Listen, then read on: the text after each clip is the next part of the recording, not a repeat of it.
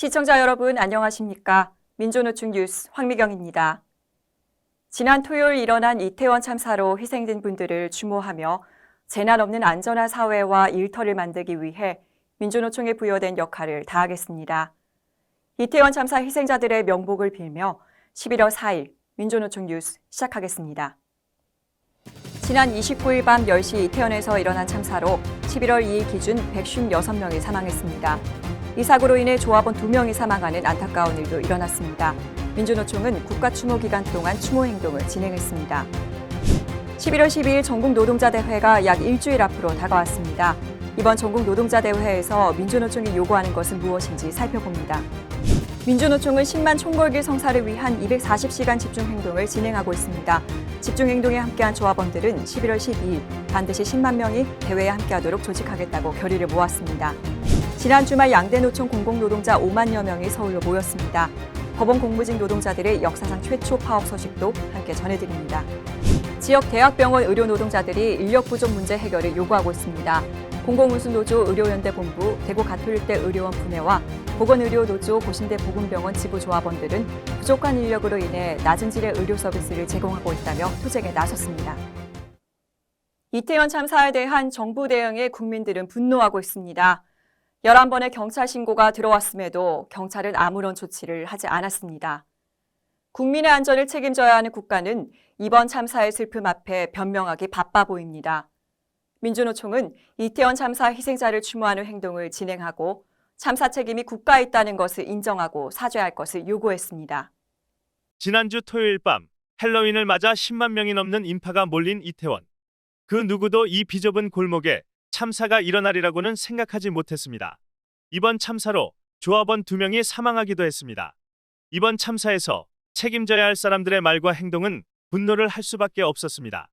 이상민 행정안전부 장관과 박희영 용산구청장은 책임감 없는 막말로 구설수에 올랐다가 이후 좋지 않은 여론이 생겨 급히 사과를 하기도 했습니다. 그것을 통상과 달리 경찰이나 소방 인력이 미리 배치함으로써 해결될 수 있었던 문제는 아니었던 것으로 지금 파악을 하고 있고요. 이건 축제가 아닙니다. 축제면 행사의 내용이나 주최 측이 있는데 내용도 없고 그냥 할로윈 데이에 모이는 일종의 어떤 하나의 그런 현상이라고 봐야 되겠죠. 심지어 11번의 신고가 있었음에도 경찰은 이를 묵살했고 이번 참사를 계기로 진보 성향 단체가 정권 퇴진 운동을 하려 한다며 사찰까지 자행했습니다. 게다가 부족한 안전관리 예산과 부실한 재해 대응 매뉴얼까지. 이번 참사의 책임은 국가에 있다는 것이 명확해지고 있습니다. 민주노총은 전 조합원이 함께 희생자를 애도하며 검은색 리본을 착용하고 가맹 산하 조직별 추모 플랜카드를 게시했습니다. 또한 지역별로 분향소에서 조문을 하기도 했습니다. 그동안 있었던 수많은 재난과 참사에 다시는 이런 일이 일어나지 말아야 한다고 민주노총은 주장하고 행동해왔습니다. 하지만 정부는 어떻게든 책임을 회피하고 빠져나가려 하고 있습니다. 민주노총은 11월 12일 전국노동자대회를 마치고 이태원 참사의 진상규명과 책임자 처벌, 노동자 시민이 안전한 나라를 만들기 위한 촛불대회를 개최할 예정입니다.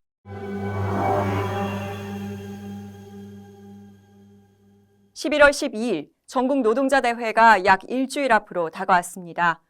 이번 전국노동자대회에서 민주노총은 노동계약 저지와 민영화 중단, 노조법 2, 3조 개정을 요구합니다. 구체적인 내용이 무엇인지 살펴보겠습니다. 8일 앞으로 다가온 민주노총 전국노동자대회. 이번 참사에서 윤석열 정부는 또다시 무능함을 보여줬습니다. 윤석열 정부는 철저히 자본과 이윤의 편에 서 있습니다. 노동자를 맘껏 부리고 공공기관과 공공서비스를 민간에 내다 팔려 하며 노동자들의 노조화 권리를 말살하기 위한 준비에 착수한 것입니다. 반노동 반민생 윤석열 정부에 대한 민주노총의 요구는 3가지입니다. 첫 번째로 노동계약 저지입니다. 윤석열 정부의 노동계약은 임금 축소와 노동시간 연장이 핵심입니다. 더 많이 일하고 더 쉽게 해고하고 더 적게 임금을 주는 방향으로 노동정책이 개약될 예정이고 각종 규제 완화로 재벌과 기업에게 노동 착취의 날개를 달아주려 하고 있습니다. 올 3월에 장시간 노동에 노출이 돼 있었고 과로사로 인한 조합원 사망 사고가 발생이 됐고 윤석열 정부에서는 장시간 노동을 추진하려고 하는 이런 악법을 도입을 하려고 하고 있습니다. 몸으로 노동하는 노동자들에게 있어서는 상당히 조건이 좋지 않은 상황이 발생이 될 것으로 보이고 있고 이런 부분들은 절대적으로 개선돼야 되는 부분이라고. 두 번째 요구는 민영화 중단입니다. 윤석열 정부는 공공행정을 축소하고 공공부문 민영화와 구조조정을 추진하고 있습니다. 윤석열 정부가 추진하고 있는 민영화는 공공기관 매각뿐만 아니라 보이지 않는 곳에서 공공부문의 업무를 민간에 위탁하고 경쟁체계를 도입하는 등 은밀하게 민영화를 하고 있습니다. 또한 공공기관에서 일하는 인력을 줄여 공공기관 노동자들의 생계도 위협하고 있습니다. 각종 공공서비스 요금이 오르면 그 부담은 국민에게 전가됩니다. 세 번째 요구는 노조법 2, 3조 개정입니다. 대우조선 하청 노동자들과 하이트진로 화물 노동자들의 투쟁으로 올해 노조법 2, 3조의 개정 필요성이 사회적으로 대두되고 있습니다.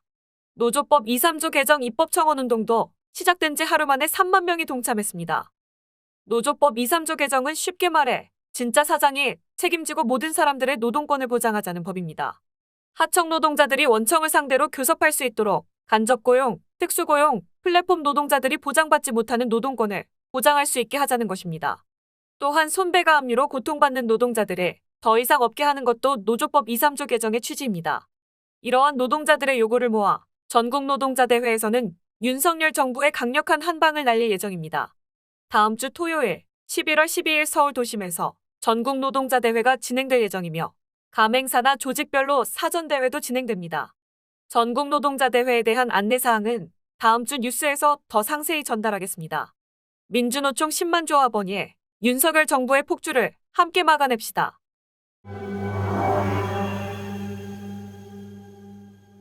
신만 총궐기 성사를 위한 민주노총 240시간 집중행동이 이번 주부터 시작됐습니다. 지난 월요일 서울에서 시작해 영호남 지역의 노동자들을 만났는데요.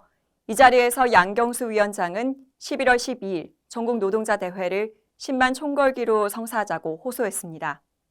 240시간 집중행동에서 10월 31일 서울을 시작으로 금요일까지 대구, 경북, 울산, 부산, 경남, 전남, 전북 지역 노동자들을 만나고 선전전과 간담회를 진행했습니다. 이 자리에서 양경수 위원장은 11월 12일에 10만 전국 노동자대회를 만들어달라며 시민과 조합원들에게 호소했습니다. 11월 12일 노동자대회는 10만의 민주노총 조합원들이 단호한 투쟁을 선포하는 날이 될 것입니다. 윤석열 정권과는 공존할 수 없음을 선언하는 날이 될 것이라 생각합니다. 240시간 집중행동에 함께한 조합원들은 간담회를 통해 11월 12일 전국노동자대회를 반드시 10만 명이 참여하는 대회로 만들겠다며 동료를 조직해 함께하겠다는 결의를 밝히기도 했습니다.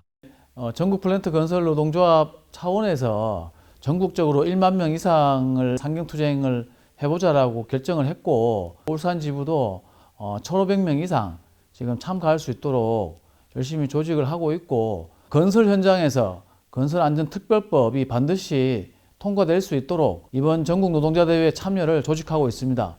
240시간 집중행동에서는 지역의 시민사회단체들과의 간담회를 통해 시민사회단체들도 함께 지역 노동현안을 논의하고 진보정당과 노동자 정치세력화에 대한 의견을 나누기도 했습니다. 지난주 토요일 서울에서 양대노총 공공부문 노동자 5만 명이 모여 윤석열 정부의 민영화 정책을 규탄했습니다. 또한 법원 노동자들이 역사상 최초로 파업하기도 했는데요. 공공부문 노동자들의 투쟁이 연일 거세지고 있습니다. 관련 소식 전해드립니다. 양대노총 공공기관 노동자 5만 명이 모였습니다.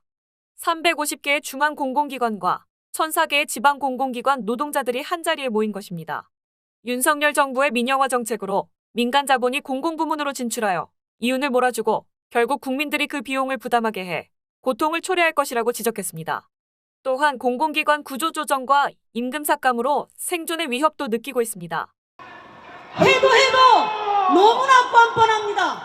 국정과제 곳곳에 버젓이 민영화가 아니라고 했습니다.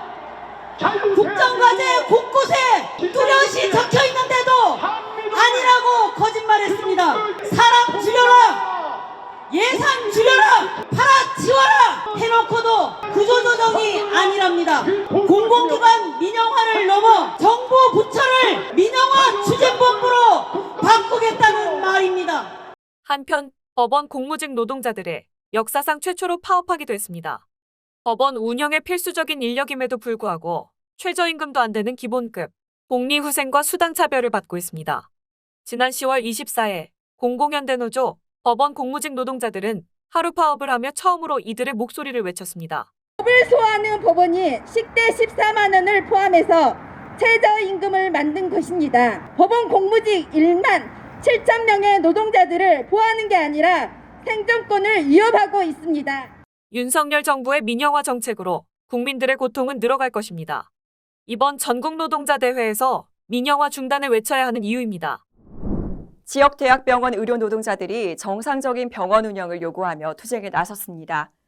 지역 대학병원은 지역 주민들의 의존도가 높아 인력 충원과 의료 서비스 향상에 더욱 노력을 기울여야 하는데요.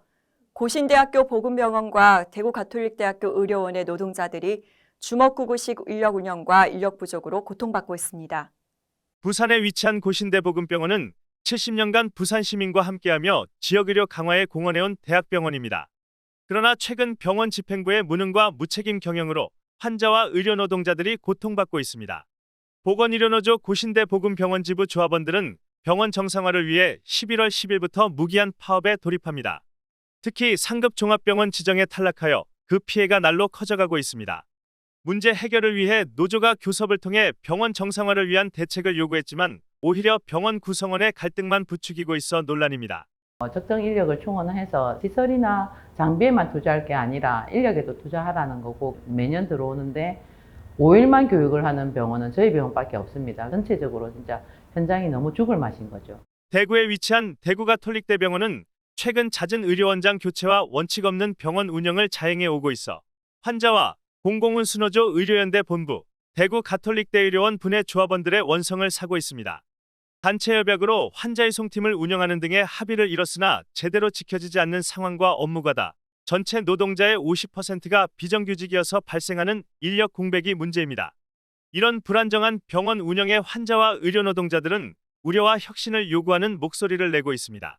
병원의 문화, 병원 노동자들의 정서를 전혀 모르는 성직자가 병원 경영을 함으로써 직원들이 현장의 힘듦이나 업무적 개선 방향을 제시해도 제대로 반영되지 않고 있습니다. 노동조합의 요구를 더 적극적으로 검토하고 수용하는 자세로 교섭에 임해주길 바란다는 말을 경영진에게 하고 싶습니다.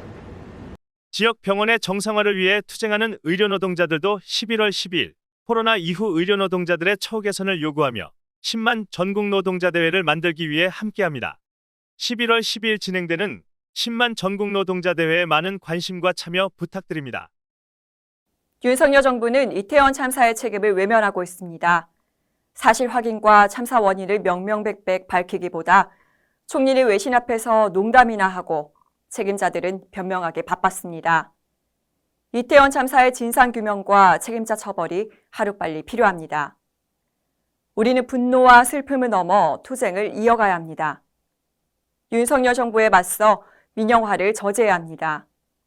국민과 노동자의 목숨을 지키기 위해 노동계약을 저지하고 노조법 2, 3조 개정을 만들어내야 합니다. 그러기 위해 우리는 11월 12일 전국 노동자 대회로 만나야 합니다. 11월 4일 민주노총 뉴스 마치겠습니다. 시청해주신 여러분 고맙습니다.